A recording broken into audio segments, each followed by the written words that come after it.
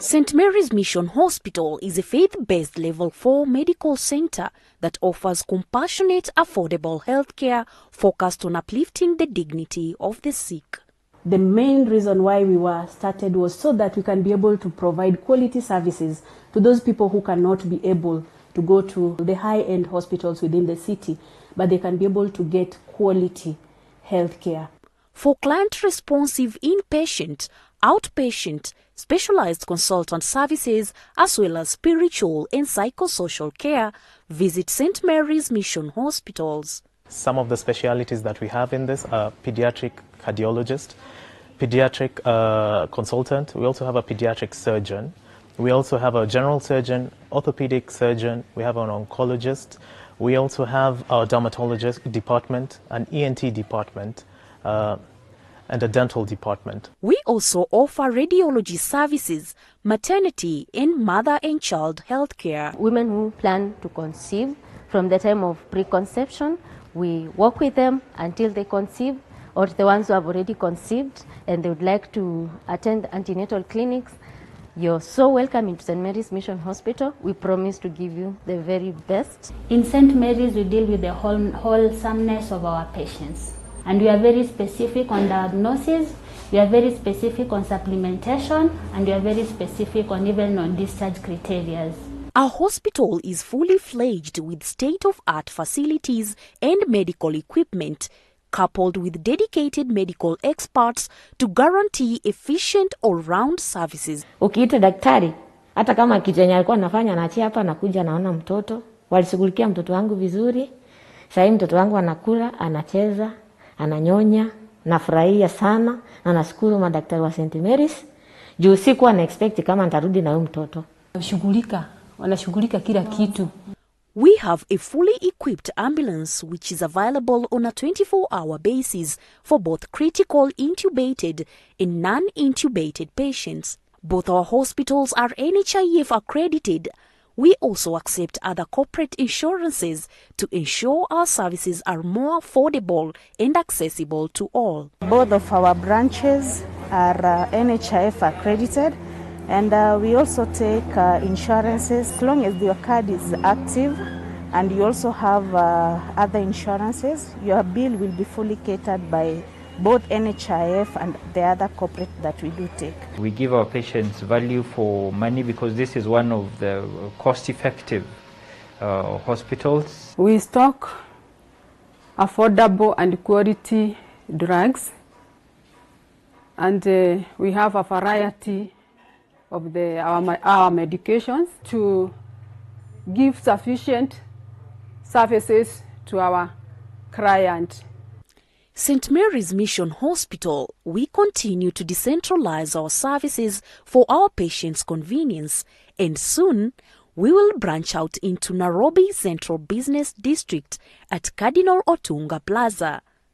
We will also be launching a dialysis and ICU units this year. We also have an infectious disease unit where we have been able to manage our COVID patients. We are able to offer specialized service within this, and most of the clients are able to stay with the next of kin in the wards. We offer meals for the same and 24-hour coverage with medical officers and consultants. It is a very comfortable service, and we would wish that you would try us and you can experience what St. Mary's has to offer. For general inquiries about our services, call us on 0777 663 441 or 0207 851 300.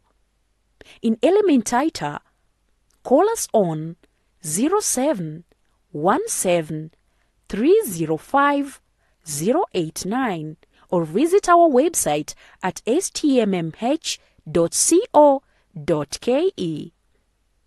You can also send an email to info@stmmh.co.ke. I'd encourage all to come, because when you come, you are assured of not missing the consultant. It's a good place to be. Experience true compassionate and holistic healing, all in a one-stop medical center. Welcome to St. Mary's Mission Hospitals. Compassion in healthcare. A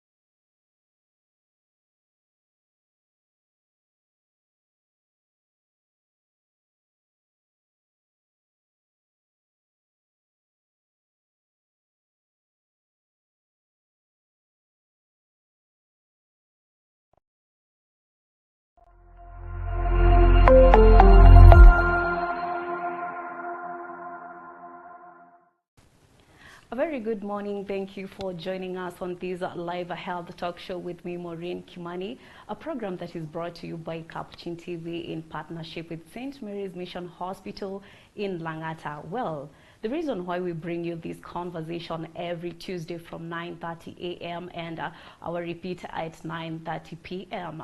is to help you to understand yourself when it comes to matter concerning your health, because it's very important to keep fit and to understand and to monitor your body. If there are some changes, you can be able to tell whether I'm okay or I'm unwell.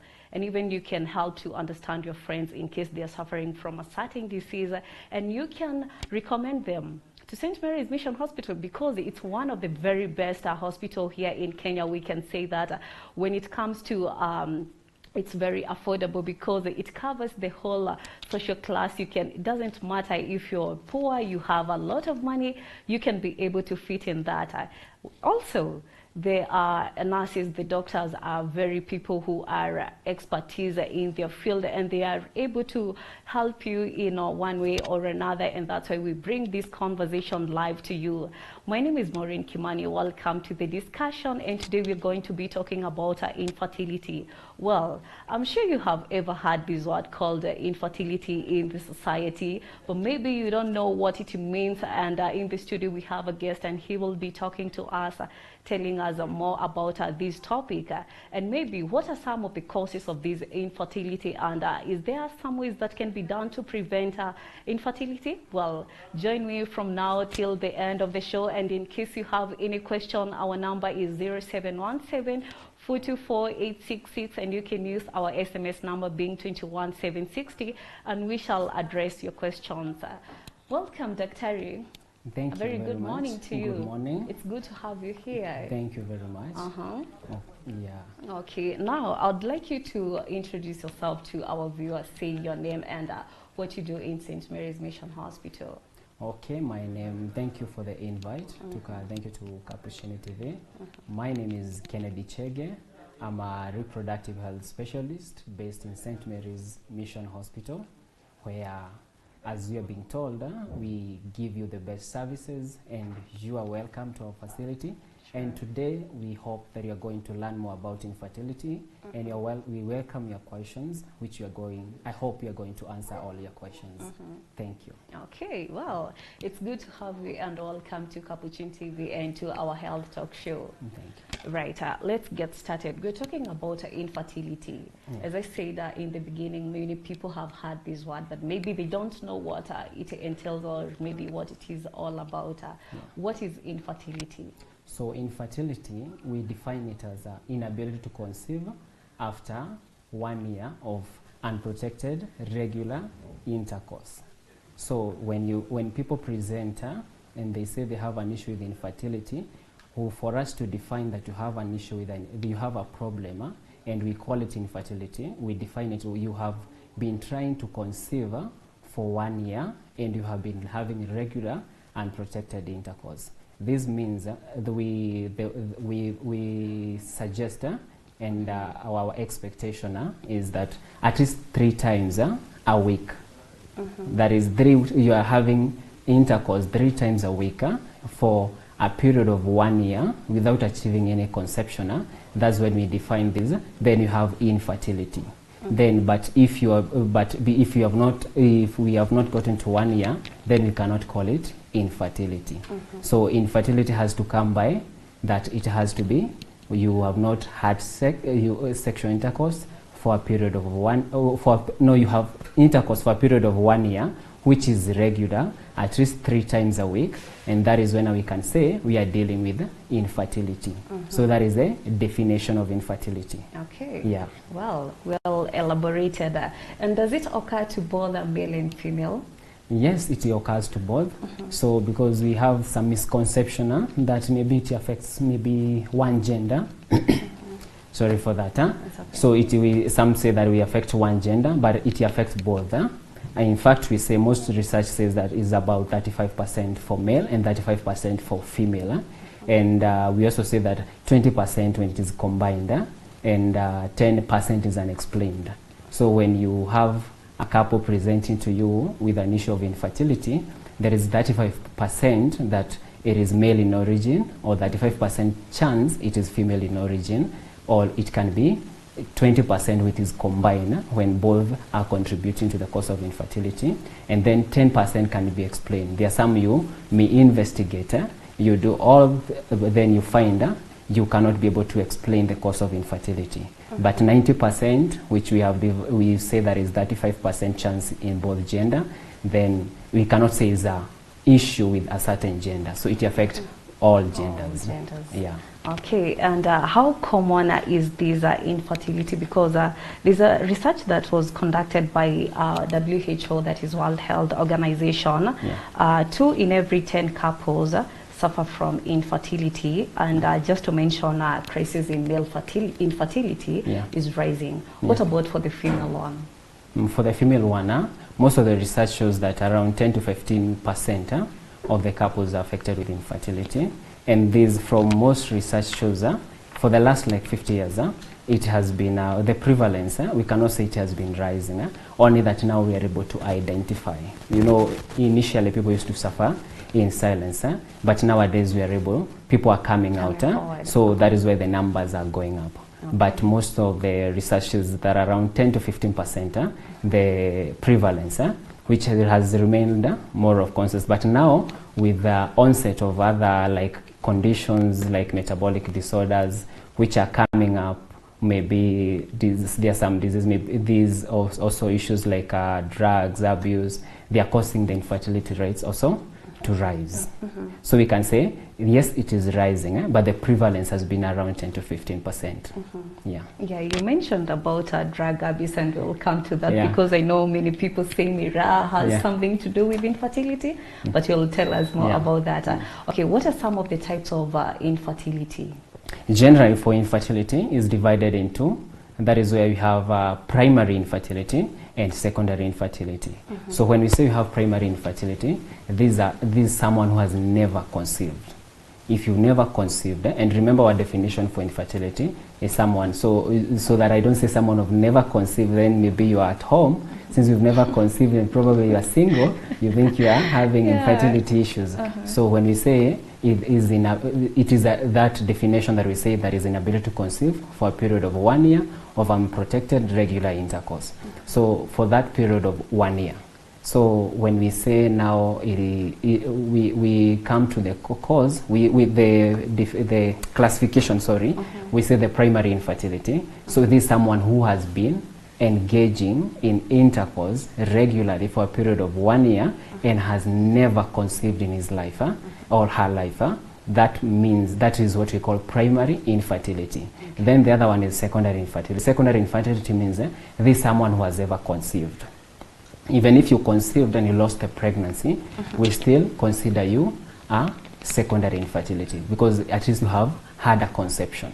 So that is the current definition, that either you are classified as a primary or secondary infertility. Yeah. Okay, well, that is primary and secondary. Secondary infertility. Okay, all right. And what are some of the causes of this infertility? And maybe you can say on the male and the female causes. Yeah, so let me start with the female causes. For female causes, we have various causes, And then there's a way we have classified them. We start with the cervical. We have with some which are cervical in origin. The cervix is the after you when you go through the birth canal, the next thing you find is the cervix, and the cervix is the communication from the birth canal to the uterine cavity. Then we have other causes which are uterine causes. We have tubal causes, and we have ovarian causes, and we have metabolic, which are maybe other disorders associated with infertility. Then when it comes to cervical causes, which we said we rank faster, we have maybe some disorders we say like cervical stenosis, when you find there's no communication between the cervix and the uterus. So which means even if this person is engaging in intercourse, there's no communication, because remember, for fertilization to occur, it occurs in the fallopian tubes. The fallopian tubes, that is the mid region called ampulla, that is where fertilization takes place. So for any fertilization to happen, there have to be a gamete, that is a sperm, and then it has there have to be a conduit where it is going to pass through, and that is through the cervix, where there is the cervical mucus, which helps the cervix, which we say called capacitation. Let me not use the medical term. Okay. So when the gamete reaches to the cervix, it is that is where now it is able to penetrate, and then goes up to the level of the fallopian tubes, where now it meets with or after ovulation for women, it meets with the ovum or the egg, for a better term, where it meets with the egg, and then fertilization takes place. So if there is no communication between the cervix and the uterus, then that means there will be an issue with infertility. So there's people who present with that cervical stenosis, where you find there's no cervix, maybe it was congenital or sometime acquired. There's some condition maybe you can develop and may end up giving you that cervical stenosis, where the cervix tends up to close, or sometimes it can also be congenital. Some people are born with it. So if you find those with maybe, then that means you cannot be able to have a conception. Because generally when we say about the cervix, then there is mucus, that mucus around the cervix, which aids fertilization. That is when you are starting, for most ladies, when you're starting your menses, the mucoid is usually very scanty and very thick, which now the sperm cannot penetrate. So whenever you engage in intercourse, that is where the beginning days of the cycle, you cannot have a conception, because now the sperm cannot be able to penetrate that thick, scanty fluid. But when now we have when you are nearing around your ovulation, the mucus tends to increase and become very thin. So meaning the sperm can be able now to permeate to the uterine cavity, now goes to the mid section that we say the ampulla of the fallopian tubes, where now fertilization takes place. So if there is there's some people from some maybe mucus, for a simpler word, you find the mucus is also not conducive for the sperms to pass through. So you find when they get there, they are damaged, so they cannot be able to pass through.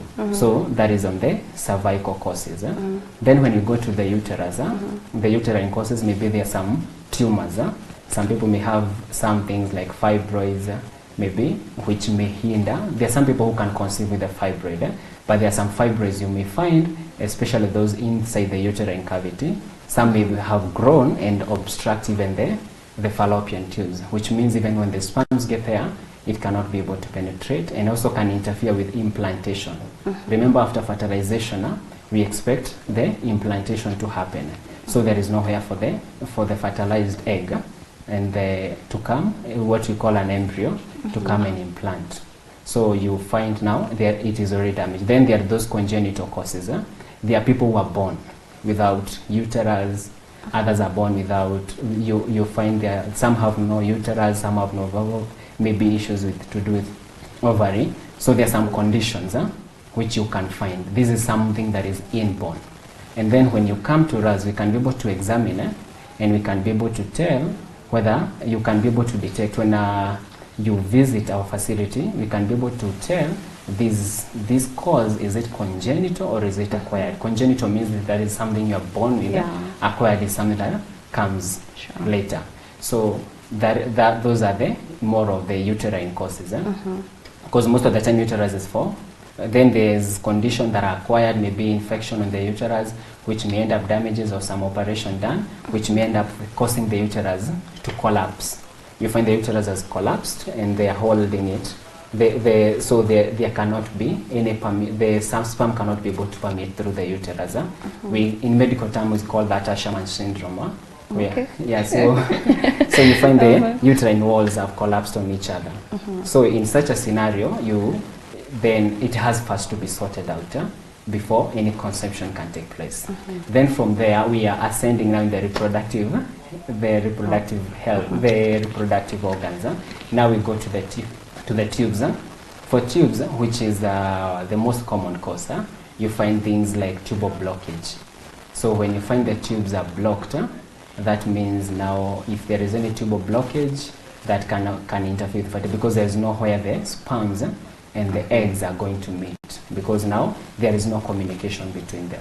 So for tubal factors, there are those congenital. In all these parts, there is congenital and acquired causes.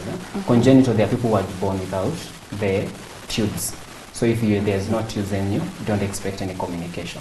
Then there are those acquired, where people develop like infections, like sexually transmitted diseases, or some we call like pelvic inflammatory disease, which may end up damaging the tubes. And these, when the tubes are damaged, they may end up now blocking the tubes. Then next we have the ovarian causes. As usual, as we are going through the rest, that we start with the congenital, the ovarian causes. You find there's absent ovaries. You find someone present to you and they have no ovaries. But when you visit a medical practitioner for absent ovaries, they can be able to detect, because ovaries is the one that produces the hormones that are reproductive health hormones. So if you have no ovaries, most of the time you may find people presenting to you with they have no, those we call puberty changes. So maybe you find someone just remain maybe stunted in growth, because now you find because there's no hormones that aids their growth, because now changes that comes on women, maybe menstruation, because now there's no ovary, so there is no production of those hormones.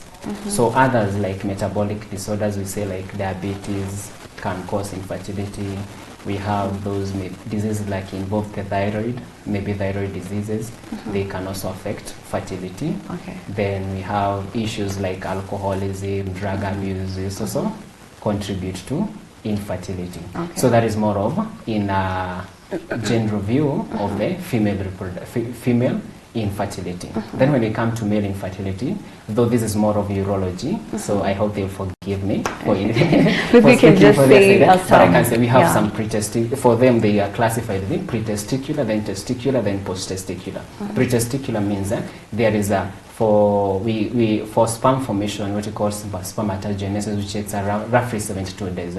Every 72 days is formation. So if there is an issue with the production and during the production of, there can be issue that is pretesticular, meaning there is an issue because there is involvement of the brain in development of the sperms, there is involvement of the brain, the involvement of testes, the hormones that are sent from the brain go to the testes and help in release of testosterone hormones, which is used for sperm production. So if there is any gap in between, and also, sorry, I forgot to mention, even for the female, it functions the same. The ovary, like in the men, for testes, they receive communication from the brain, so for the production of hormone. If there is interference in that communication, maybe there are brain tumors, what we call pituitary gland tumors, they can also affect fertility.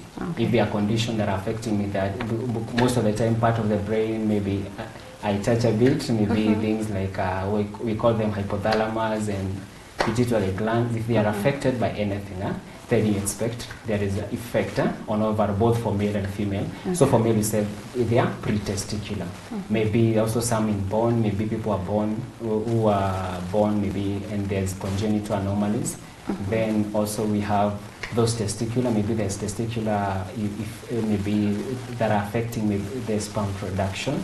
If the testes are affected, there are conditions which also affect the testes, and also there are those we call post-testicular. Maybe yes, there is good communication from the brain to the testes, then there is production of, there is development of sperms, but now releasing those sperms in our initial, maybe there's a blockage, the blockage of where the sperm passes, that we call sperm duct. If there is any blockage or any infection that have affected those sperm ducts, then if there is any blockage, then you don't expect the sperms to come out. What will only be coming out probably their semen, but there's no sperm in that semen. So that affects now more of male fertility. Okay. Yeah. Oh, well elaborated. Yeah. I think each and every one of you have been able to understand, because you've been going into details on these. And you mentioned about infertility being congenital. Yeah. That is genetic. Yeah. So it can be, infertility can be genetic. It can be? It can be caused, we can say more of congenital. Okay. Because there's something we call chromosomal abnormalities, where you find when the development is taking place, there is chromosome, there was an issue with the development. Some we call, maybe I don't want to go more into genetics, maybe you find what you call, maybe you find there are some syndromes that develop. You find as this syndrome develop in, let's say, both in men and women, maybe you find now during the process of development, there is absence of some of these organs, or they fail to develop. Okay. Like now you say, like those we said about maybe absent ovaries, absent uterus, you find there during the process of development, which you find these changes start, like we say, by around 6 weeks. That is when development of, for female, that is when the eggs fully start developing, so that by the time that is around 6 weeks, so that by the time the baby is entering that trimester, that is around from 7 months, to avoid using the term trimester. Okay. So by the time you're 7 months, you find the follicles are fully developed. Okay. So you find there's a good number that has developed. So you find some articles say that around 7 million. So by the time you're reaching puberty, you have around 500,000 of those which are going to be used for the rest of the reproductive age. So if there is there's something, a gap or something that happened during this development, it may come out now with those congenital anomalies. So you find there was no ovary did never developed, maybe the testes never developed. Also, as they are trying, I don't want to go to medical term. I'm trying to avoid that route. As they are developing the ovaries and there's some formation that takes place, and you find now these organs fail to develop fully, or some fail to develop altogether. Okay. So you find, yes, the baby is born, but later maybe during the investigation, when someone comes with the issue of infertility, or some may come with an issue, probably they are above maybe someone is already 20 years, has never received her menses. That is when now we can be able to pick some of these things. Okay. And then you find now, we see how we can help and can do about it. Nice. Yeah. And before we take a break, maybe you can tell us what are some of the signs and symptoms of these infertility? I will say for infertility is only major is one sign, inability to conceive. Because for couples, let's say, who are planning to settle down together, none of them knows where the problem is. So people just meet, plan, and then they settle together. Then after a year or some years, that is when they discover how comes we can, from even the pressure, that is when they start discovering, I cannot conceive, maybe there's a problem. So for infertility, the major symptom is inability to conceive. Okay. So others, because you find, even if you bring people here who have maybe infertility, you look at them, you cannot be able to pick anything. Yeah, they are all healthy, they are all good, but when now they try to have children, that is now when the issue develops, and that is when they come to the hospital, and then you can be able to discover, you can be able to know where the cause of infertility was coming from. And even sometimes in the society, you might hear people or women talking, saying, I stayed for 10 years without having a baby. Some even go for 15 years, and even some 20 years. Okay, well, I think you're going to take a very short break, but when you come back, you'll tell us, is there some of the ways to prevent these infertility and what can be done, or maybe talking about types of food that one can eat to help to build these fertility, to boost it? Okay, well, my name is Maureen Kimani. We're going to take a very short break on this conversation of infertility. We'll be back with much more, so stay tuned.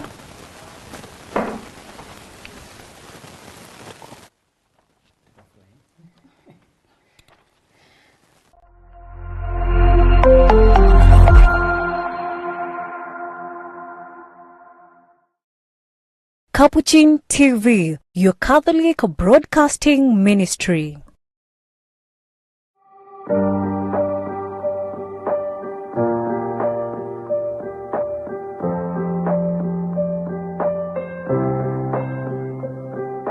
St. Mary's Mission Hospital is a faith-based Level 4 medical center that offers compassionate, affordable healthcare focused on uplifting the dignity of the sick. The main reason why we were started was so that we can be able to provide quality services to those people who cannot be able to go to the high-end hospitals within the city, but they can be able to get quality healthcare. For client-responsive inpatient, outpatient, specialized consultant services, as well as spiritual and psychosocial care, visit St. Mary's Mission Hospitals. Some of the specialities that we have in this are pediatric cardiologist, pediatric consultant. We also have a pediatric surgeon. We also have a general surgeon, orthopedic surgeon. We have an oncologist.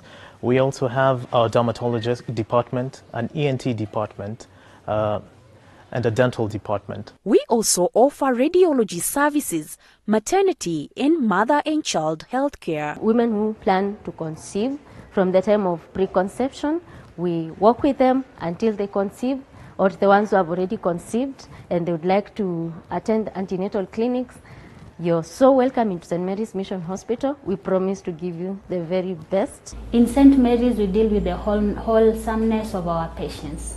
And we are very specific on diagnosis, we are very specific on supplementation, and we are very specific on even on discharge criteria. Our hospital is fully fledged with state-of-art facilities and medical equipment, coupled with dedicated medical experts to guarantee efficient all-round services. Ukiita daktari, hata kama kitu yenye alikuwa anafanya anaachia hapa, nakuja naona mtoto. Walishughulikia mtoto wangu vizuri. Sasa hivi mtoto wangu anakula, anacheza, ananyonya, nafurahia sana na nashukuru madaktari wa St. Mary's. Juu sikuwa na expect kama nitarudi na huyu mtoto. Wanashughulika kila kitu. We have a fully equipped ambulance which is available on a 24-hour basis for both critical intubated and non-intubated patients. Both our hospitals are NHIF accredited. We also accept other corporate insurances to ensure our services are more affordable and accessible to all. Both of our branches are NHIF accredited, and we also take insurances as long as your card is active and you also have other insurances. Your bill will be fully catered by both NHIF and the other corporate that we do take. We give our patients value for money because this is one of the cost-effective hospitals. We stock affordable and quality drugs, and we have a variety of our medications to give sufficient services to our client. St. Mary's Mission Hospital, we continue to decentralize our services for our patients' convenience, and soon we will branch out into Nairobi Central Business District at Cardinal Otunga Plaza. We will also be launching a dialysis and ICU units this year. We also have an infectious disease unit where we have been able to manage our COVID patients. We are able to offer specialized service within this, and most of the clients are able to stay with the next of kin in the wards. We offer meals for the same and 24-hour coverage with medical officers and consultants. It is a very comfortable service, and we would wish that you would try us and you can experience what St. Mary's has to offer. For general inquiries about our services, call us on 0777 663 441 or 0207 851 300. In Elementaita, call us on 0717 305 089 or visit our website at stmmh.co.ke. You can also send an email to info@stmmh.co.ke. I'd encourage all to come because when you come, you are assured of not missing the consultant. It's a good place to be. Experience true compassionate and holistic healing, all in a one-stop medical center. Welcome to St. Mary's Mission Hospitals. Compassion in healthcare. Capuchin TV, your Catholic identity.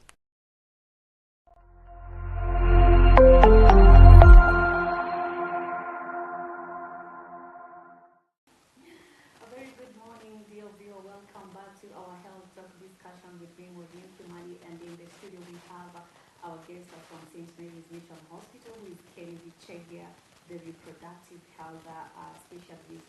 Thank you for tuning in back to our second part of this health talk show. And we have been talking about infertility for those ones who are joining us right now. And I've just received some of the questions that we shall be talking about because we haven't handled every part. But maybe before we wind up, we'll talk about and answer some of the questions. But now I would like, Kennedy, you talk about some of the risk factors of infertility. So Samuel, welcome back. Huh? Okay, so, thank you. So some of the risk factors of infertility that maybe we have mentioned them in parts, but now we can narrow down. So some of the risk factors of infertility includes like now sexually transmitted diseases. When you're exposed to sexually transmitted diseases, it increases the chances of having infertility. Because you remember, as we mentioned in the courses, we said about the issues with the uterine maybe infections or the tubal infection, which may end up damaging the tubes. So if you're exposed to sexually transmitted diseases, so those are the risk factors. We have issues also to do with someone who has had maybe tuberculosis, TB. We have TB. Remember, TB can affect any part of your body. So you can have the TB of the tubes or the TB of the uterus, which can also damage your uterus and lead to infertility. We have all those people being maybe on treatment for cancer. Maybe you're being treated for cancer, maybe with those cytotoxic drugs like chemotherapy, or you're undergoing radiation. Remember, as these drugs are being given for cancer treatment, as they are also damaging the cancer cell, they also damage the other cells. If you're exposed to radiation, maybe some people who are also at risk, though I know they take care of themselves.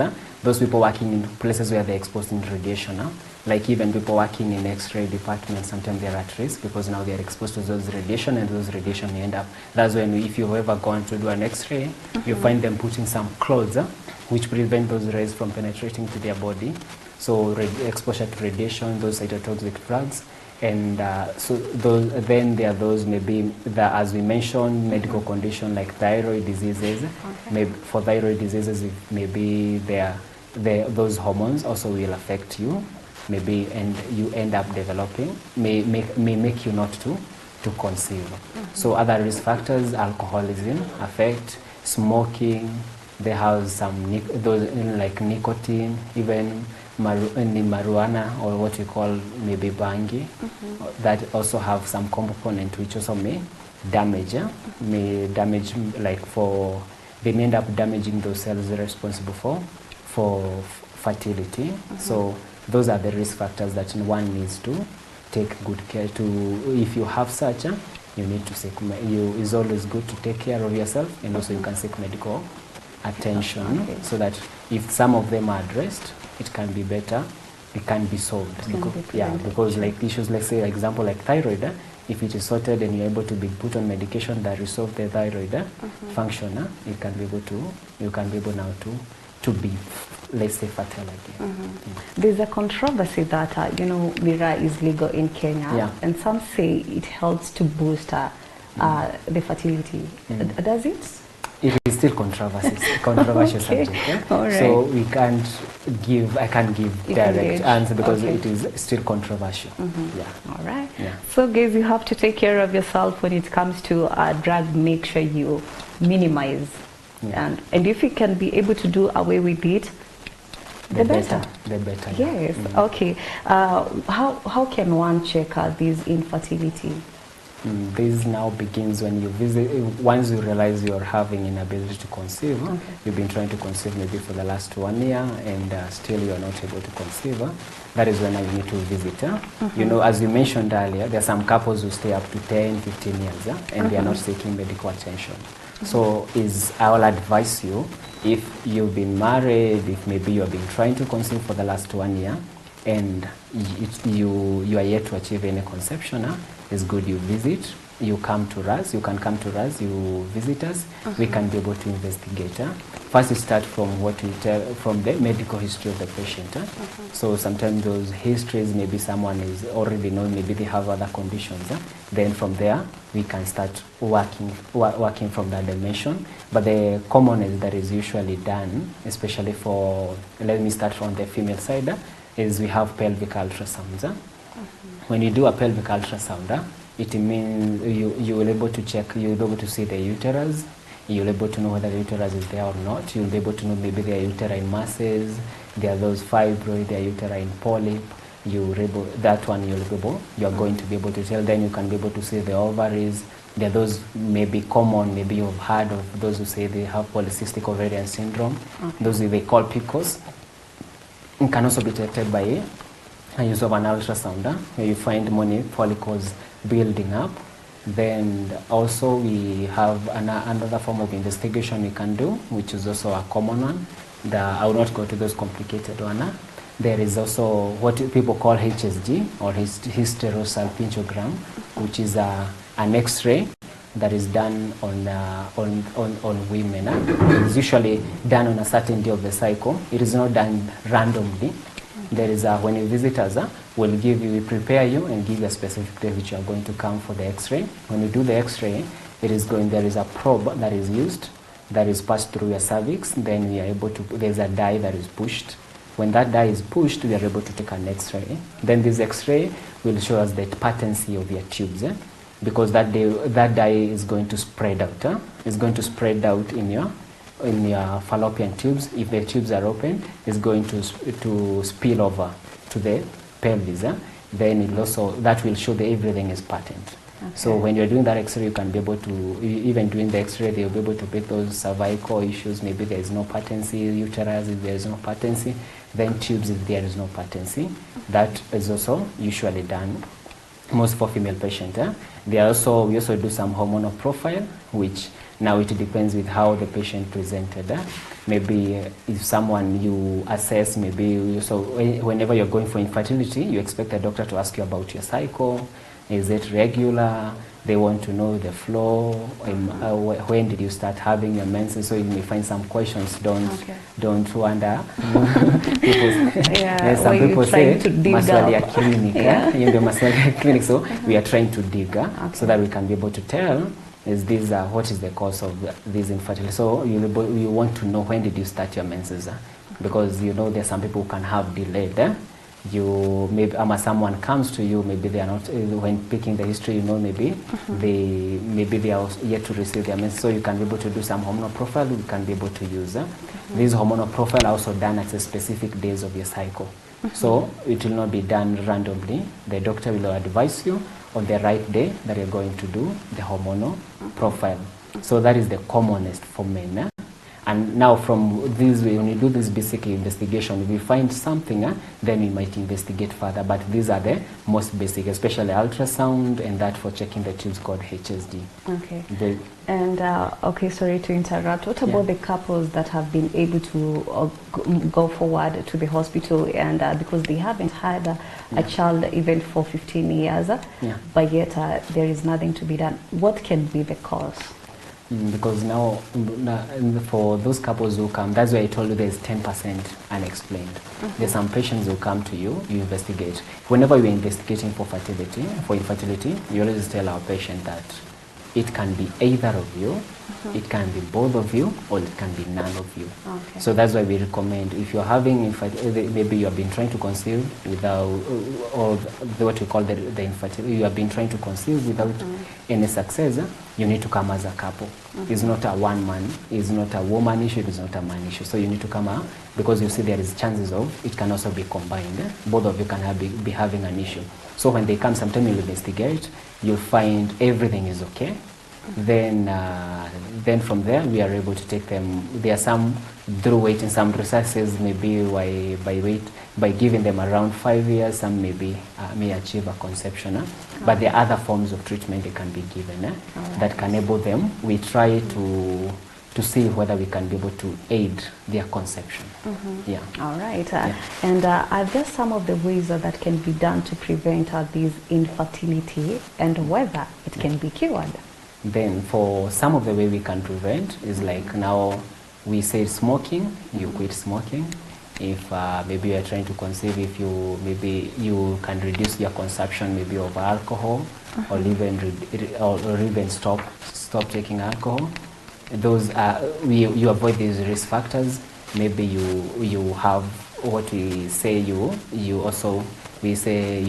remain faithful to one partner is also an option, because you see when you have multiple partners, you are at risk of them having maybe sexually transmitted diseases, which may end up bringing issues later. So those are some of the risk factors. Then maintaining a healthy diet. If you have, maybe you're obese. Also, I forgot to mention about obesity. Obesity is also a risk factor. So if you are obese, you need to lose your weight. You need to lose some weight. And also, if you're you have undernutrition, that is when you find people with a low BMI, what we call body mass index, that is below 18. You find people have small bodies. There are some, also we say, there are some ladies who, especially for ladies who fast because they want to maintain a certain shape. So figure 8. They want to maintain a certain figure. So there are some who don't even feed. They fast a lot. So even when you need to have a balanced diet so that you can be able to gain some. At least you have a good BMI. If you have, then you lose your weight, then that will aid you and help you in remaining fertile, because unless there are other issues that cannot be sorted, like maybe congenital issues, but for those ones you can be able to prevent. Okay. Because we also have a question concerning the diet. This is Linus Mariga. He says, kindly elaborate on diet that improves fertility. Mostly we'll say a balanced diet. There is no that like diet we are going to put you on that is going to aid your fertility. As long as we are taking a balanced diet, then you maintain a good BMI, then that one is going to help you. Yeah, and can infertility be cured? Yeah, infertility can be cured, but depending on the cause. But for most of the causes, it can be cured. Like you say, like as we had discussed earlier, depending on the cause. So if it's cervical issues, there's a way they can be bypassed. Maybe if the environment is hostile, we can bypass that. There are some modalities, we say assisted reproduction that can be done and help you maybe conceive, but you can be able to bypass that environment. If the cervix is stenosis or closed, you can be able to aid that stenosis. We can be able to cause what we call dilatation. We can dilate the cervix.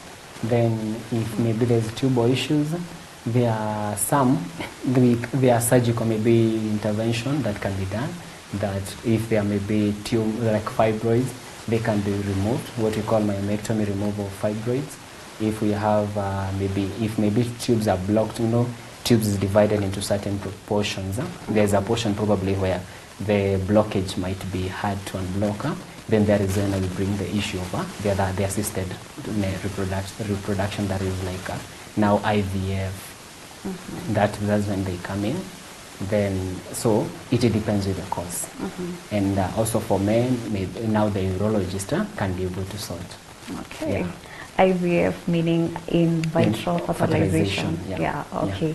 And you know, this is a very sensitive topic that we're talking about, and I know some people have had some myths and misconception about infertility.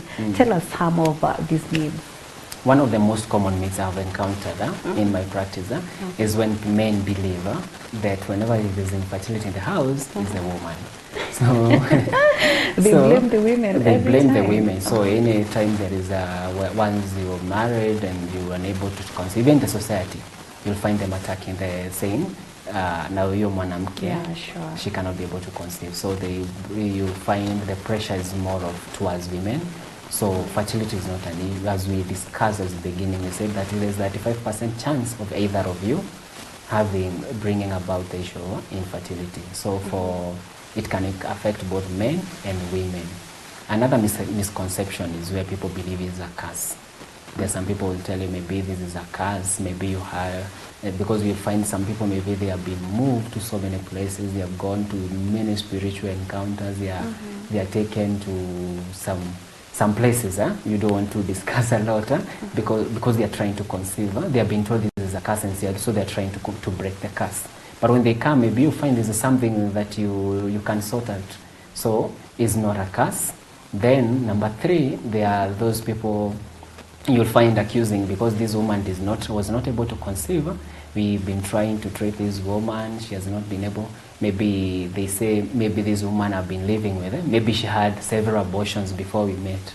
So that partly is not the truth because now it will not affect. So those are some of the misconception that we have that I've encountered in the society, which are not true. Okay, and before I check the question that has been that has just come right now, some men blame the women, saying that due to high cost of living right now that we are in, they think that women are giving men the stress, and that's why they don't even want to have the children. Would you have to talk about that? Yeah, because now with that is when now it bring an aspect now that is now we working together as a couple. When they work together, some of these things they can be able to discuss. If maybe you will have some fears, maybe if I bring a child to his life, maybe I will not be able to take care of that child. Maybe you can now discuss through, and then we can take them through counseling. We have some also good counselors in St. Mary's who can work with them and guide them accordingly, because if someone doesn't want to have a child, there is no, you should not force them. Okay. At least they should have a child when they are ready. And what about some people believe that if they had a baby once, they can be infertile? Does it happen? Yeah, that is why we say secondary infertility. You remember we said they are divided into two. There's primary and secondary. Secondary infertility, you'll find someone has children and then something maybe happened along the way. That's why we said of acquired causes like those of infections. Maybe you had an infection which was not probably treated and then ended up damaging your tubes, which now gives tubal blockage. And you find someone maybe is having an issue and probably have even 3 to 4 children. Probably you're trying to get your 5th child. And then that is now you realize you have an issue. So it can happen. So don't think, even for men, maybe probably you have a child out there with probably before you settled with your current spouse, and then some will say, I have a child, I don't need to be checked, I'm good. So if there is an issue, if you're trying to conceive without success, is always I recommend you still do some checkup because issues can pop up along the way, and that is what we call secondary infertility. All right. Yeah. And you have a question here. This is Diana from Kitale.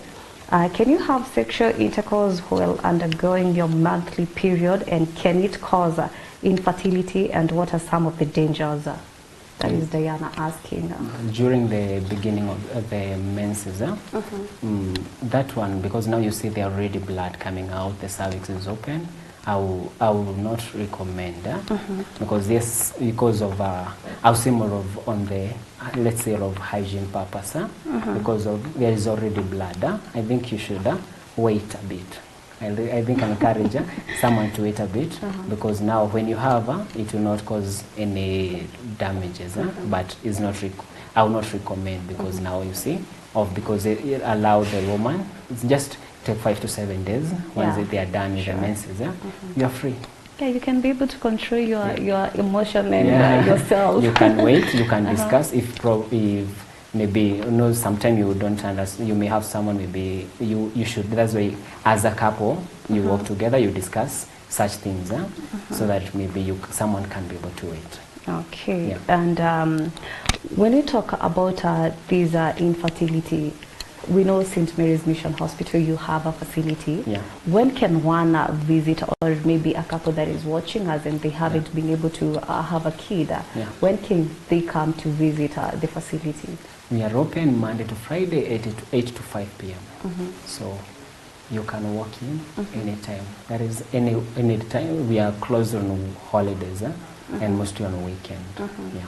Okay, and what is needed for them to, is just for them coming forward, nothing else? They come as a couple, the consultation fee, as we have the cheapest rate I think in the country. We charge 500 shillings for consultation, so you can visit anytime and then we can be able to work together. Yeah.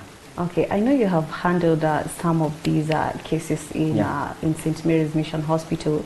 When a couple that is just found out to be infertile, what is done? Because it's a very shock, and some don't even believe themselves having that being traumatized back in the society of not having a baby. What do you do for them? Do you have counseling? Well, we have counselors, so we take them through counseling. So because now when you get that news, especially the worst are men. When a man knows he has an issue, our self-esteem tends to go down. So you feel like you have lost sense in life. So, but most of them, we take them through counseling so that they can be able to accept, and then we show them the best way forward. We don't leave you at that.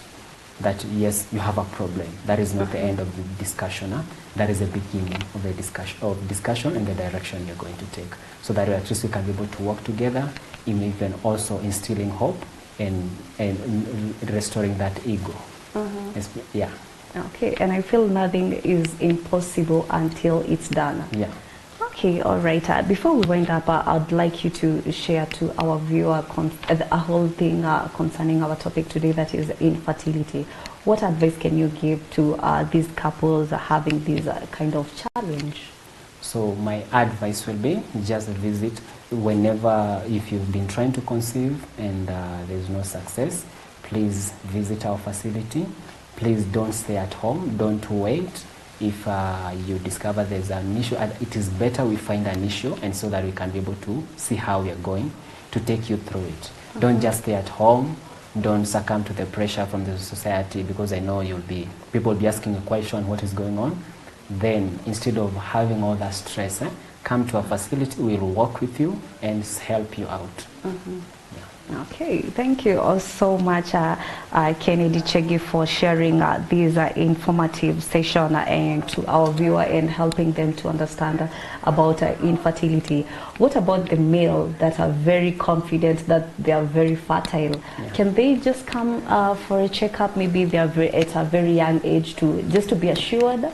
Mostly we recommend, we recommend if you've been trying because there is no need of engaging, maybe exposing you to extensive investigations.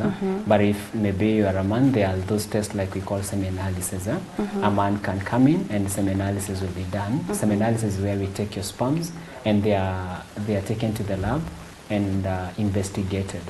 And then we can be able to know your sperm count. We can be able to know maybe if you have normal or abnormal sperms. If we can also be able to know how many live or dead sperms. So, and also we know the speed of those sperms. So there are some parameters that we investigate upon on your sperms, and then we can be able to advise you accordingly. So when you come in, you can be sorted. We also have a urologist in St. Mary's. If we find there is an issue that maybe when you come in, there's a urologist to attend to you. Yeah, available at St. Mary's Mission Hospital. Okay. Yeah. And with that, I think we are just done with our conversation today, being infertility, right? Yeah. Okay, thank you so much, Kennedy Chege, for making time just to come in to share to our viewer and also to St. Mary's Mission Hospital at large, because they're doing a very good job just to ensure our people, our viewer, they have the right information, and even they can be able to access the right channel to have some questions and to be assured what they can do after that. And that's why we have hospital, St. Mary's Mission Hospital numbers down on your screen. In case you still have more questions, you can be able to do a follow-up to the hospital, and I'm sure Kennedy will be able to answer those questions, right? Right. Okay, thank you so much. Even to the people that have been following, we have Maureen Kapchanga, we have Linus Mariga, and we have Diana, who has just asked a question about this infertility. Thank you so much even to our Capuchin TV crew. We have Felix Juma, Mike Kondego, and lastly but not least, we have Michael Kibandi Gatimo, who is our transmission manager. Thank you so much for doing a very good job. And also we cannot forget Lydia Chanya, who is the marketing officer of St. Mary's Mission Hospital. Thank you so much, and may God bless you. My name is Maureen Kimani. See you next time.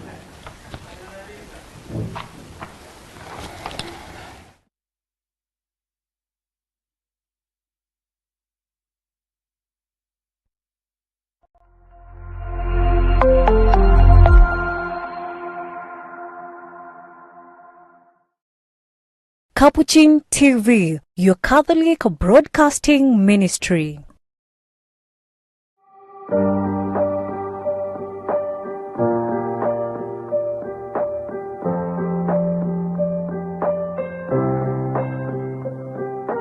St. Mary's Mission Hospital is a faith-based Level 4 medical center that offers compassionate, affordable healthcare focused on uplifting the dignity of the sick. The main reason why we were started was so that we can be able to provide quality services to those people who cannot be able to go to the high-end hospitals within the city, but they can be able to get quality healthcare. For client-responsive inpatient, outpatient, specialized consultant services, as well as spiritual and psychosocial care, visit St. Mary's Mission Hospitals. Some of the specialities that we have in this are pediatric cardiologist, pediatric consultant. We also have a pediatric surgeon. We also have a general surgeon, orthopedic surgeon. We have an oncologist. We also have a dermatologist department, an ENT department, and a dental department. We also offer radiology services, maternity and mother and child health care. Women who plan to conceive, from the time of preconception, we work with them until they conceive, or the ones who have already conceived and they would like to attend antenatal clinics. You're so welcome into St. Mary's Mission Hospital. We promise to give you the very best. In St. Mary's, we deal with the wholesomeness of our patients. And we are very specific on diagnosis, we are very specific on supplementation, and we are very specific on even on discharge criteria. Our hospital is fully fledged with state-of-art facilities and medical equipment, coupled with dedicated medical experts to guarantee efficient all-round services. Ukiita daktari, hata kama kitu yenye alikuwa anafanya anaachia hapa, anakuja naona mtoto. Walishughulikia mtoto wangu vizuri. Sasa hivi mtoto wangu anakula, anacheza, ananyonya, nafurahia sana, na nashukuru madaktari wa St. Mary's. Juu sikuwa na expect kama nitarudi na huyu mtoto. Wanashughulika kila kitu. We have a fully equipped ambulance which is available on a 24-hour basis for both critical intubated and non-intubated patients. Both our hospitals are NHIF accredited. We also accept other corporate insurances to ensure our services are more affordable and accessible to all. Both of our branches are NHIF accredited, and we also take insurances as long as your card is active, and you also have other insurances. Your bill will be fully catered by both NHIF and the other corporate that we do take. We give our patients value for money because this is one of the cost-effective hospitals. We stock affordable and quality drugs, and we have a variety of our medications to give sufficient services to our client. St. Mary's Mission Hospital, we continue to decentralize our services for our patients' convenience, and soon we will branch out into Nairobi Central Business District at Cardinal Otunga Plaza. We will also be launching a dialysis and ICU units this year. We also have an infectious disease unit where we have been able to manage our COVID patients. We are able to offer specialized service within this, and most of the clients are able to stay with the next of kin in the wards. We offer meals for the same and 24-hour coverage with medical officers and consultants. It is a very comfortable service, and we would wish that you would try us and you can experience what St. Mary's has to offer. For general inquiries about our services, call us on 0777 663 441 or 0207 851 300.